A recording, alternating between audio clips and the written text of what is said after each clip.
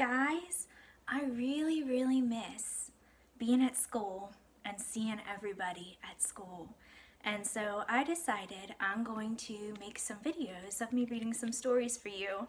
And I'll try and have them up every night about 8 o'clock. So if you want to look at them before going to bed, you can. Now, I can't get into my school libraries. Just like you guys can't go, I can't go either. So the stories that I'm going to pick from are old stories that me and my son Toby used to read. And it makes me really happy to read a lot of these old stories with you guys too.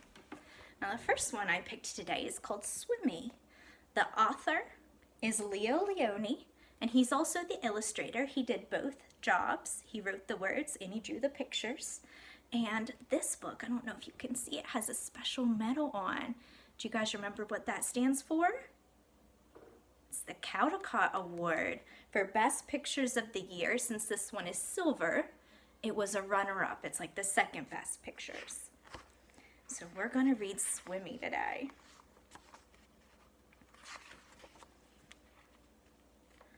A happy school of little fish lived in a corner of the sea somewhere. They were all red. Only one of them was black as a mussel shell. He swam faster than his brothers and sisters. His name was Swimmy. Can you see him there? What color is Swimmy?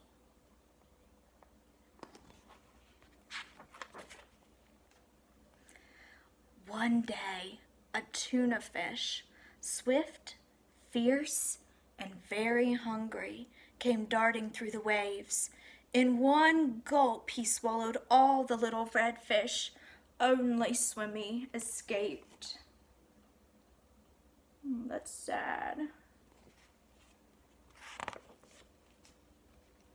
He swam away in the deep, wet world.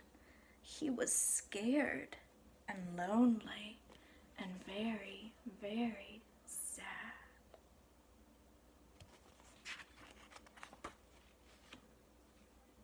But the sea was full of wonderful creatures, and as he swam from marvel to marvel, Swimmy became happy again.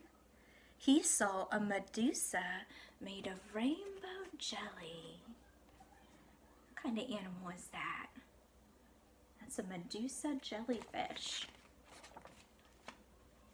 A lobster who walked about like a water-moving machine.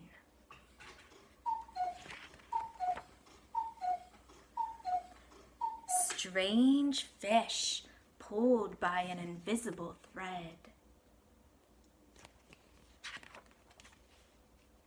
A forest of seaweed growing from sugar candy rocks.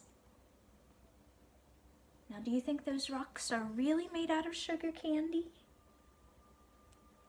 That's what we call a metaphor. Leo Leone is comparing the bright colors of these rocks to the bright colors of some sugar candy. If you're in 3rd grade, you probably just learned about metaphors in library. And an eel whose tail was almost too far away to remember.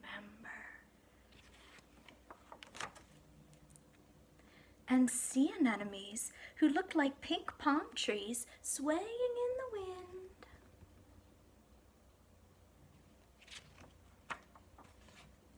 Then, hidden in the dark shade of rocks and weeds, he saw a school of little fish just like his own. Let's go and swim and play and see things, he said happily. We can't, said the little red fish. The big fish will eat us all. But you can't just lie there, said Swimmy.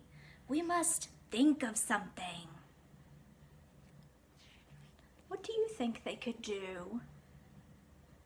They want to go see things, but they're scared of the big fish. How could they keep themselves safe?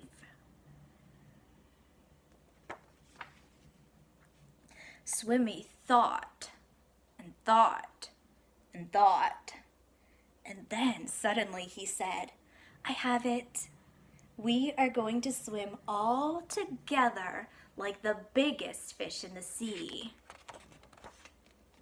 He taught them to swim close together, each in their own place. Oh, these are all these little red fish. Do you see what they look like? And when they had learned to swim like one giant fish, he said, "I'll be the eye."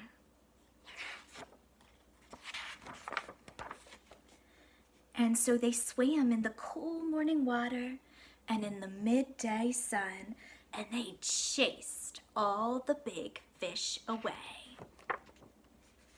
And that's the end. So I hope you guys are reading some really good books of your own while we're at home. I hope you have a lot of great books to choose from, and we'll read some together every night as well. Now, did you notice the illustrations of this book are just beautiful? And Leo Leone painted these with a sponge. He took a sponge and he dipped it in some paint and he stamped it on the book to make these beautiful water and these sea creatures. So if you have some paint and a sponge at home, that would be a really fun thing to try too. You could be an illustrator like Leo Leone. All right, I'll see you guys tomorrow. Hope you all are having fun, and I miss you. Bye.